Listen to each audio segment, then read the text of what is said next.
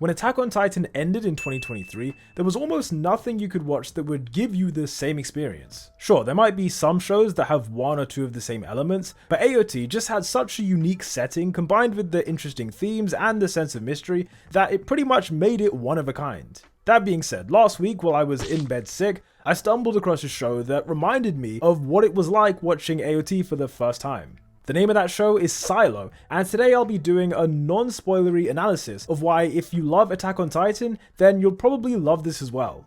Okay, so starting off with the setting, Silo is based in a world where the last remaining humans have been forced to live underground. The reason for this is that hundreds of years earlier, an unknown event caused the outside to become toxic. No one alive today has any knowledge of how it happened. All they know is that going to the surface means instant death. On top of that, any records or books of how life used to be, those have mostly been destroyed, and if you do have it, then it is highly illegal. Because of that, most humans have zero interest in the outside, but once in a while you do get outliers who get curious. Anyhow, following the unknown event that ruined the planet's surface, 10,000 people were moved into the Silo. This underground bunker has the basics you need to survive, and it's divided into over 140 levels. Generally, it's better to live near the top of the silo, but to be fair, whether you're at the top or the bottom, it's not like you're living in luxury. What makes the silo such an awful place to live is that you have no sunlight, no fresh air, and not much space to do anything except work. One of my favorite quotes about this came in episode 13, when the judge said that you can't walk more than 200 feet in a straight line because, the shape of the silo and the cramped nature of it is just not something they can physically do. As a quick experiment, let me know in the comments, would you rather live in this underground bunker with no sunlight, or would you rather live in the walls surrounded by titans? I'll explain my own choice at the end of the video, so be sure to stick around for that, but for now, all that matters is that the two shows have 4 major themes in common.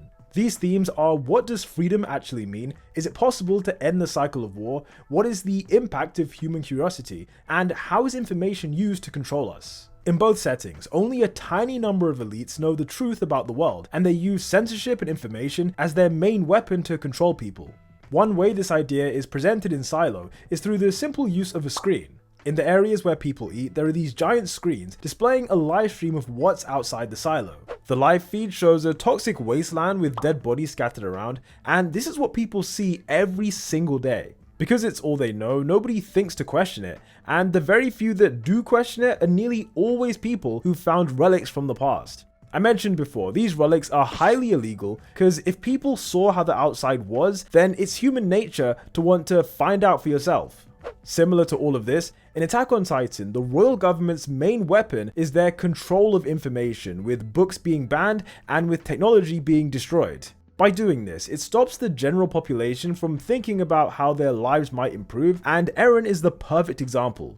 When he was younger, Eren admitted that he never once thought about outside the walls, and it was only once Armin showed him this relic that he realized there was more to life. Until that point, yeah, he might have been a bit bored, but he was mostly content. It was only once he knew what he was missing that his rebellious nature began to come out. I guess that's just human nature, because what happened to Eren happens to a lot of characters in Silo as well. Like, people are mostly content until they realize what they don't have. In that sense, both of these series ask an interesting moral question, which is it better to tell people the truth even if that potentially means society breaking down, or is it morally correct to lie if you believe that lying is what will keep the peace? At its core, this is a huge element of both series, at least in the beginning, where you have the elites and law enforcement fighting to suppress the truth, while you have a small group who basically know nothing trying to uncover it. What Attack on Titan did well is that as an audience, we were also lied to just like the average civilian. Remember, early on we were presented with the official government story of how the Titans forced mankind behind the walls,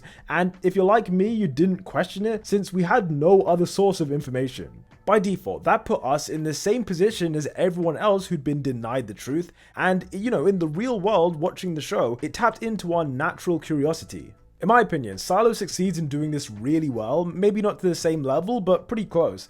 And similar to what happened to Irvin, characters in Silo are forced to decide whether they value the truth or whether they value the future of humanity.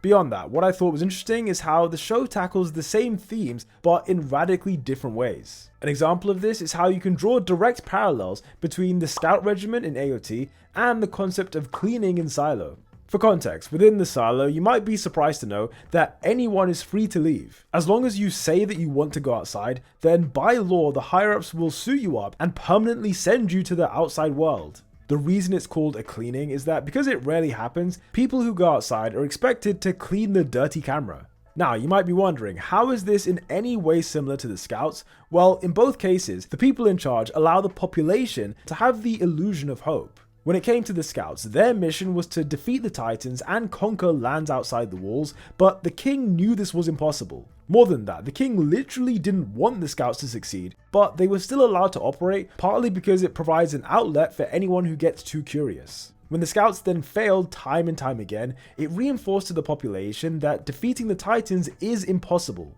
In Silo, cleaning serves the exact same purposes in that anyone can sign up, but it's almost guaranteed that you're gonna die. When that happens, it reinforces to everyone that going outside is bad and that it's much safer to just stay where they are.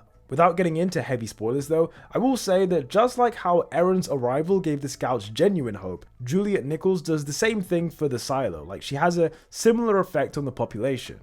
With that said, if you like Attack on Titan, then I can't recommend Silo enough. I mean, for me, it's one of the only things I've seen that comes close to the general vibe of AOT, even if it is a bit more grounded in reality. At the time of making this video, the first 2 seasons are on Apple TV+, with 2 additional seasons set to be released at some point in the near future. I think season 3 is coming out at the end of 2025 or in early 2026. That's what I read online at least. And season 4, which is the final season, will be coming out sometime, maybe, I guess, 2027. We'll see what happens, but they are coming. And yeah, I do recommend checking this series out. Oh yeah, before I end the video, I did promise to say where I'd prefer to live, and my answer is easily the walls. As weird as it sounds, I think if I was a random civilian in the walls, I'd see the Titans sort of like the same way I see natural disasters in the real world. Like, yeah, it is a threat and it could genuinely happen and it would be really bad, but there's no point worrying about it until something happens. I'd be able to live my life, I'd get nature, I'd get sunlight, you know, it wouldn't be so bad.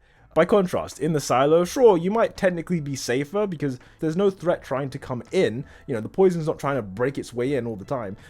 So you are safe, but it's just that your quality of life is so bad. Like, people have physical reactions to being underground. There's literally a disease called the syndrome that only exists because it's so unnatural where they're living. It's just not, you're not meant to live underground.